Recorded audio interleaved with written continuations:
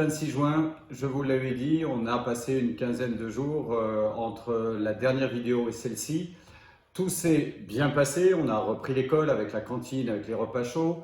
Aujourd'hui, dans les crèches, nous sommes en mesure d'accueillir tous les enfants que les parents souhaitent nous confier et les écoles continuent leur route. D'ailleurs, cette route va s'arrêter le 4 juillet prochain puisque les vacances scolaires sont le 3 au soir et on aura fait bien ce qu'on nous avait demandé, un retour à l'école progressif qui aura permis à nos chères têtes blondes, brunes et autres de pouvoir profiter de la rencontre avec leurs petits camarades et les enseignants. Maintenant, on démarre l'été. Qu'est-ce qu'on a appris lors des dernières interventions du gouvernement? Qu'on nous laissait un peu plus de marge de manœuvre pour pouvoir organiser des manifestations où on peut se retrouver à plusieurs et des marges de manœuvre sur un certain nombre de sujets. Ceci étant, tout le monde reste prudent, on le sait pertinemment, on a des clusters qui redémarrent un peu partout, en France comme en Europe ou dans le monde, et donc il faut essayer, dans la mesure du possible, de rester à distance et de pouvoir avoir des comportements qui sont le plus limitatifs possible à l'extension de ce virus. Donc en ce sens, malheureusement, ce grand feu d'artifice qu'on aime tous le 13 juillet est annulé. On ne peut pas se retrouver à peu près à 10 000 personnes sur Port-Ariane. Et puis, on va essayer le 17 juillet prochain une nouvelle formule pour se retrouver à Morin, histoire d'oublier que malheureusement le Covid-19 nous a privés de la fête de Morin. Je vous invite donc à nous rejoindre tous à partir de 18 h le 17 juillet au Grand Parc de Morin, à l'entrée de Morin, où il y a le pump track, les jeux, et nous allons avoir un pique-nique sorti du sac. La mairie offrira l'apéritif, il y aura des peignats, il y aura des orchestres, il y aura différentes animations qui seront proposées et une buvette pendant tout le temps de cette fête jusqu'à peu près 23 h qui sera tenue par nos amis des jardins partagés d'ailleurs de cet endroit-là. On regardera si leurs talents de jardiniers ont commencé à porter leurs fruits sur leurs parcelles, même si pendant le Covid, ils ont eux aussi été privés d'aller commencer à bêcher, à planter et à arroser leurs plantations.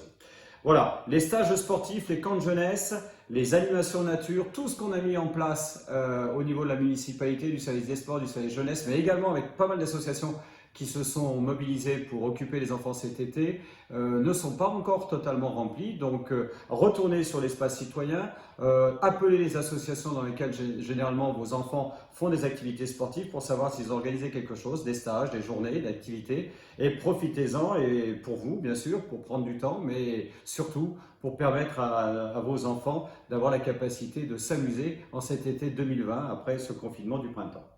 La fête de Latte, on est en train de l'organiser. Celle-ci, elle se tiendra du mercredi 19 août au dimanche 24.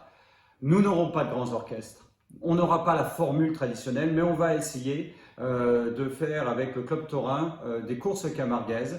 On va faire des abrivados, on va faire des ancieros pour les jeunes et on va essayer de tenir le maximum d'activités possibles pour qu'on ait l'impression d'être à la fête. Et il y aura, et c'est quand même le point d'orgue de notre fête de lattoise, la matinée tenue par les Siennes de Latte, qui est la matinée de la journée ancienne, avec le repas, etc. Voilà, on va faire comme nous pourrons pour que cette fête ressemble, tout du moins dans ses contours et dans son contenu taurin, à ce que nous avons l'habitude de faire sur Latte.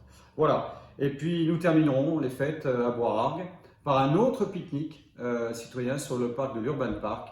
Là, on mettra des structures gonflables pour enfants, on mettra un certain nombre d'équipements, et puis en fonction de ce qu'aura été l'évolution et les consignes que nous donnera le gouvernement, peut-être que c'est durant cette dernière fête, qui sera le 29 août, qu'on se donnera et qu'on pourra être à peu près certain que la vie reprend comme avant, avec évidemment tous les enseignements qu'on aura pu tirer de cette crise. Je voulais terminer cette prise de parole qui va être la dernière de cette période de Covid, pour vous remercier de m'avoir suivi, pour remercier l'ensemble des Lattoises et des Lattois d'avoir suivi les consignes qu'on vous demandait d'appliquer, et surtout remercier l'ensemble du personnel communal. Le personnel communal a, dès le 16 mars, été à mes côtés et aux côtés des élus qui étaient mobilisés du groupe majoritaire pour mettre en œuvre l'ensemble des services et faire tourner notre mairie comme si de rien n'était. Et je peux vous dire que même si le stress nous accompagnait dans ce premier mois de confinement, après, cela a été quand même assez fatigant et assez prenant pour tous. Nous n'avions qu'une cinquantaine de personnes du personnel communal qui, pour des raisons pathologiques, ne pouvaient pas être avec nous. Et nous avons eu quelques personnes du personnel communal qui ont été touchées par le Covid, dont une ou deux qui aujourd'hui sont encore très affaiblies par cette maladie.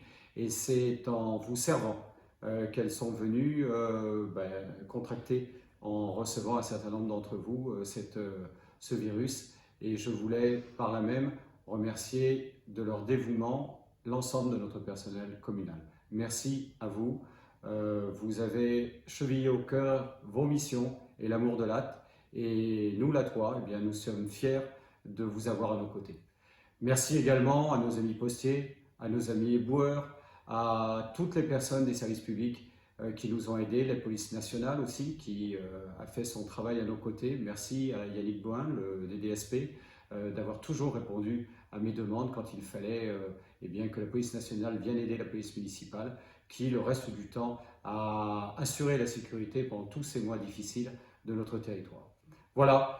Je pense que j'ai sûrement oublié encore plein de monde, le personnel de la métropole, bien sûr, le personnel de la métropole, du pôle littoral avec notre ami Eric Lauer, qui en est son directeur, qui ont assumé aussi l'entretien des voiries et le nettoyage.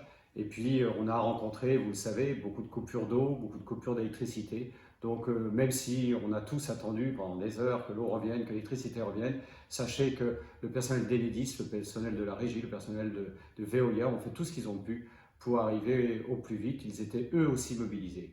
Les services publics, dans une république, dans une société, c'est important. Les railler, c'est facile. Les remercier, on le fait trop peu souvent. C'était l'objet de cette dernière intervention. Merci à vous, je vous souhaite un très bon été.